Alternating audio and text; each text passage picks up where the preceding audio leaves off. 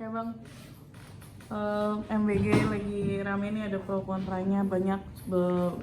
Beberapa sekolah yang menolak ada MBG sendiri. Menurut abang menilainya seperti apa bang? Ya, dari siapa dulu nih? Ya. Ya. Jadi gini loh, penolakan ini kan tentunya karena informasi yang diterima belum begitu jelas. Contoh misalkan dari perspektif bagaimana kemudian dapur-dapur ini yang di bawah naungan yayasan ini menjelaskan secara detail kepada sekolah. Karena yang didapat oleh sekolah adalah hampir kebanyakan informasi yang negatif. Kita tahu bahwa penerimaan MBG ini hari ini sudah, yang tercatat menurut Didasmen itu sudah 43 juta. Memang ada sekitar belasan ribu yang kemudian berdampak negatif. Ada yang keracunan, kemudian makanan yang tidak layak konsumsi, misalkan begitu. Karena bau, karena busuk, dan itu dalam konsep perjalanan gitu. Saya rasa setiap yayasan itu harus memberikan penjelasan sedetail mungkin tentang aspek penerimaan MBG agar sekolah menerima informasi secara jelas. Insya Allah kepala sekolah mengerti kok. Kalau jelas, saya rasa akan banyak penerimaan positif. Itu dari saya sih. Nah, ada juga yang bilang katanya MBG itu cuma untuk dibuat karena lahan untuk korupsi bang, bukan karena hanya makanannya aja. Jadi gini, apa yang disampaikan ini kan tidak kemudian bisa dibuktikan secara aspek hukum ya. Ini kan opini yang berkembang. Kalaupun memang opini itu pun ada, saya rasa di BGN sendiri itu kan ada fungsi tata kelola tentang pengawasan dan pemantauan. Nah, harusnya orang-orang yang andil terhadap informasi publik, yang memahami tentang kondisi adanya dugaan tadi, tentang bahwa ini sistem pengelolaan yang kemudian dianggap tanda kutip untuk kalangan tertentu, itu harusnya dilaporkan saja ke Inspektorat BGN. Karena setahu saya BGN itu punya 4 divisi itu. Selain daripada sistem kelola, itu situ ada fungsional pengawasan dan pemantauan. Jadi kalau ada hal yang tidak bagus, mulai nih masyarakat bukan hanya opini negatif, tapi bergerak, bersurat, supaya ada bukti-bukti yang menguatkan, sehingga nanti hal-hal seperti itu yang dilakukan oleh oknum, baik dari pengelolaan dari dapurnya, oknum yayasannya, sampai oknum BGN-nya itu bisa kita laporkan. Gitu. Budaya-budaya korupsi ini yang harus kita lawan, bukan BGN-nya yang dilawan, bukan MBG-nya yang dilawan, tapi budaya-budaya korupsi. Dari setiap elemen itu pasti ada oknum.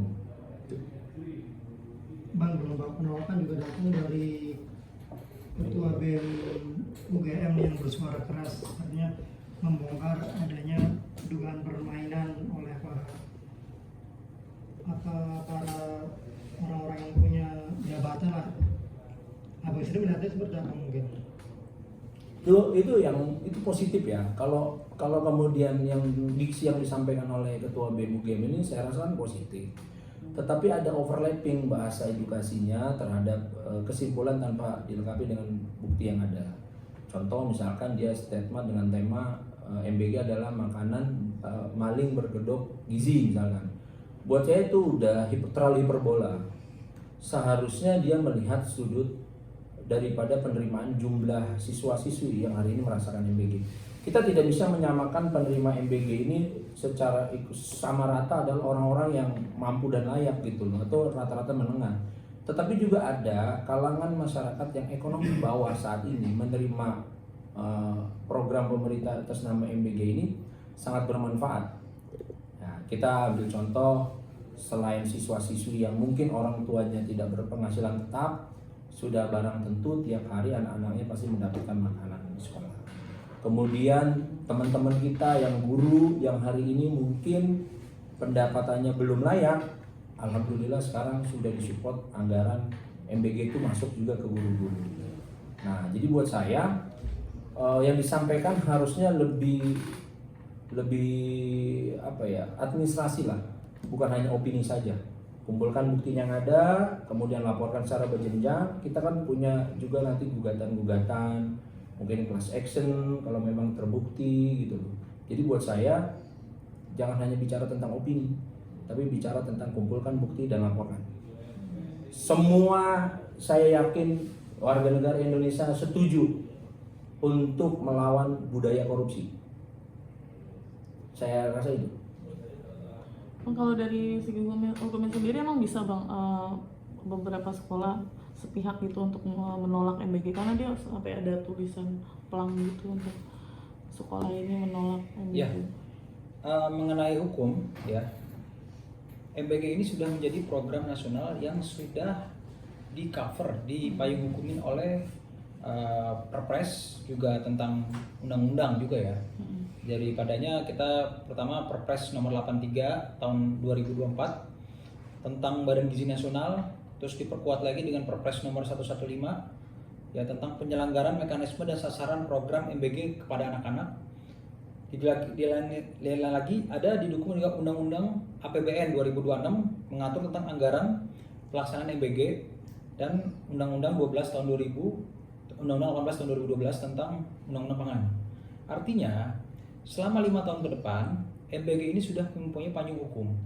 Ya kalau misalnya adanya protes sepihak ya mungkin kan itu bisa diperbaiki ya secara mekanisme ya kan, ataupun nanti pengawasan perlu penting, memang harus ada orang yang kritis di sini karena kalau tidak dikritis dan tidak ada pengawasan nanti mekanismenya juga jadi tidak baik ya kan.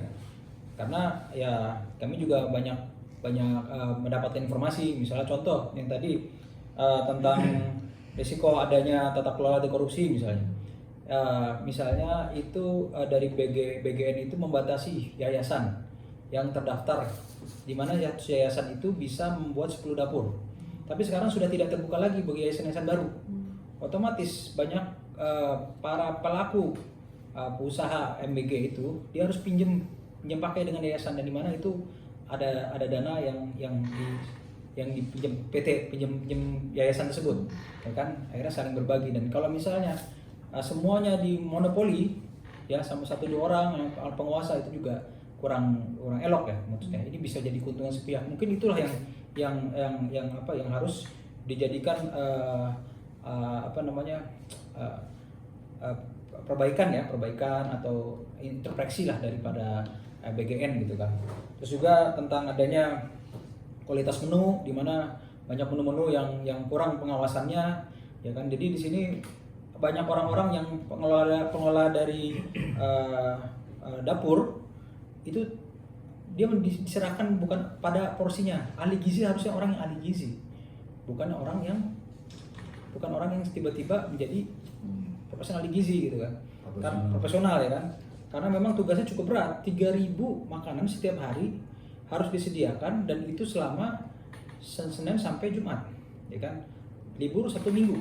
Jadi benar-benar full tuh, orang capek. Nah akhirnya ada yang sisa kemarin yang nggak dikasih, yang tidak bisa terserap gitu kan, 3.000 disimpan, dibuat besok atau minggu depan, dan rata-rata basi. Itulah yang jadi harusnya di dalam mekanismenya di lapangan harus ada pengawasan di sini. Ini bukanlah kesalahan dari para pemegang kebijakan, ini dari oknum-oknum yang menjalankan program MBG, ya kan. Jadi harus bisa dibedakan. Kalau memang sekolah tersebut ya protes dengan MBG karena pelaksanaannya tidak baik, itu harus dicerna, harus dilihat siapakah yang menjalankannya. Kalau misalnya itu ada kesalahan di oknum, BGN harus mencabut izin yang dari yayasan tersebut yang pelaksanaannya tidak beres gitu loh. Itu dari pendapat saya. Tapi kan di beberapa daerah kan pengawasan kayaknya nggak terjangkau juga bang ya.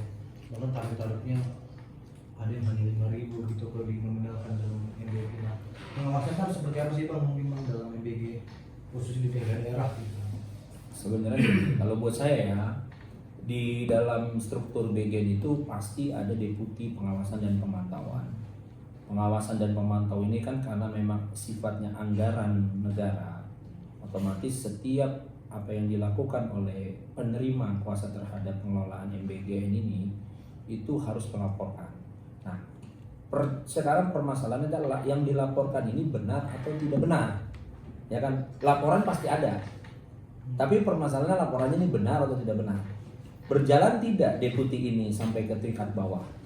Nah kalau dibilang tadi ada yang kemudian kosnya yang sepatutnya misalkan 10.000 atau 15.000 kok jadi 5.000 sampai di sana gitu. Ini kan bentuk daripada tugas pemantauan dan pengawasan membuka terobosan sebagai mitigasi resiko. Harusnya saran kita nih, misalkan BGN itu membentuk yang namanya laporan terbuka secara online. Dibuatlah situs aplikasinya atau website khusus yang siapa saja bisa melaporkan. Mungkin kalau di daerah pelosok NTT, warga NTT orang tuanya bisa melaporkan tuh, difoto, cekrek, terus dilaporkan ke BGN. Nah ini kalau bisa diterima oleh fungsi daripada Badan Gizi Nasional, saya rasa permasalahannya akhirnya tidak menjadi hiruk pikuk, gitu loh. Jadi kita ini mengkritik, tetapi kita memberikan saran masukan.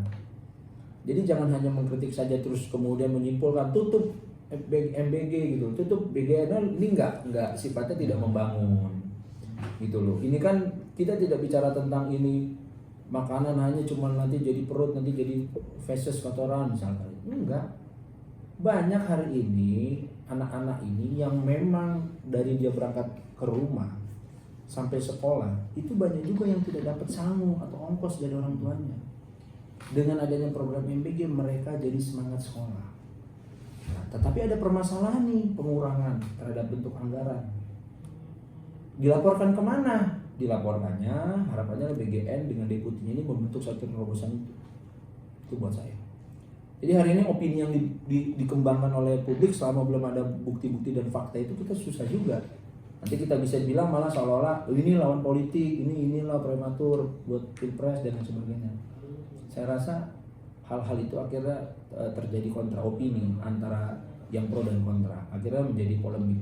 BGN harus cepat turun untuk memberikan satu konsep mitigasi yang menenteramkan, mengademkan, dengan membuat, yaitu tadi saran saya sih dibuatkan satu website resmi khusus. Jadi simple lah, sekarang semua orang punya handphone ya, makanan nggak pas, foto, cekrek, saya orang tuanya misalkan, terus saya kirim deh tuh, ini BGN di daerah sekolah ini tidak bagus. Nah nanti deputi pemantauan dengan sistem jaringan yang struktur itu akan melihat beserta bukti-buktinya. bukti-bukti itu, nanti akan ada survei. Nah ini kan sebenarnya yang simple gitu loh, ya enggak? Itu sih dari saya. Ada tambahan saya nih. Ya jadi memang program yang sedang dilaksanakan ini sebenarnya udah ada rule dan aturannya dari pemerintah. Kalau kita lihat contoh nih sekarang, pemerintah itu memberikan anggaran terhadap menu-menu makanan itu nggak sembarangan. Kayak contoh, memang awal mereka masih berasnya kurang bagus, sekarang udah naik. Ada kualitas-kualitas yang kayak muncul atau bisa jadi wangi, ya kan? Terus dari cuman minyak kita yang kualitas paling rendah sekarang udah kualitas bimoli. Nah, dari anggaran yang sudah naik ini seharusnya ini kan kembali lagi kepada oknum-oknum yang menjalankan. Jadi selain pelaksana ya MBG yang diperbanyak, pengawas pun harus diperbanyak. Sekarang ini karena sudah terlalu banyak dan sudah banyak memang udah naik ya, sekarang udah 30.000 dapur ya kalau nggak salah ya. Tapi pengawasannya kurang. Akhirnya banyakkan orang-orang yang bermain di situ, mau cari untung banyak. Contoh kayak ini, informasi dari kepala BGN, sapi dipotong berapa belas ribu, tapi kenyataannya tidak kan di situ. Kenapa? Ya informasi aja. Kalau perapa Browo kan ngurusin banyak ya di sini. Wah, tapi di dalam Pak sapi aja jadi dikit Pak. Kadang cuman sate tempe atau apa. Ayam juga kadang-kadang ya. Itu kan tergantung kan siapa yang pengelola dapurnya. Nah inilah yang fungsi pengawasan ini diperbanyak selain tadi daripada memperbanyak dapur-dapur, pengawasan diperbanyak dan juga diselingi dengan dapur-dapur jadi bersamaan. Nah inilah yang bisa jadi jadi segala controlling. Nah kalau misalnya kita lihat dari program MBG ini sudah sangat bagus sekali ya, karena mengurangi stunting ya, pertumbuhan yang lambat, pertumbuhan yang lambat karena masyarakat di daerah-daerah terposok ya, terutama mereka susah cari makanan-makanan yang gizi, yang ada susu atau apa gitu kan, asal dari pengelola dapurnya itu benar-benar jujur dengan anggaran yang sudah diberikan dari pemerintah. Itu benar, dari pemerintah itu luar biasa sih sebenarnya anggaran, dan ini juga menciptakan lapangan kerja ya kan bagi masyarakat yang tadinya yang krisis ekonomi seperti ini tersebar. Kayak satu contoh, saya salah satu kawan saya yang punya MBG dapur ya kan, menciptakan lapangan kerja 45 orang dalam satu dapur. Ya kan, 45 orang dari satu pengelola juga. Ada kepala koki, ada penanggung jawabnya, ada yang kawan-kawan yang untuk masak begini, nanti juga ada supir juga yang mendistribusikan, ya kan. Tapi yang sekarang jadi masalah kedua adalah ini belum juga ditentukan titik-titik. Wah, ini ada 3.000 makanan, tapi bingung mau bagikan ke siapa. Jadi yang jadi inceran itu adalah ini anak-anak SD. Anak-anak SD, karena anak SD itu banyak ya kan, misalnya langsung dapat 700, sisanya di mana kan bingung kan mereka. Jadi ada perbedaan makanan anak SD sama anak dewasa. Itulah jadi permasalahan loh. Ini anak SD dikasih susu segini, sama yang dewasa nggak apa. Jadi akhirnya ini karena pengawasan itu yang kurang, titik-titiknya pembagian yang kurang juga, akhirnya jadi seperti ini gitu kan. Makanya kembali lagi nih ke BGN untuk introspeksi di mana pola mekanismenya itu dari pengawasan gitu aja. Oke.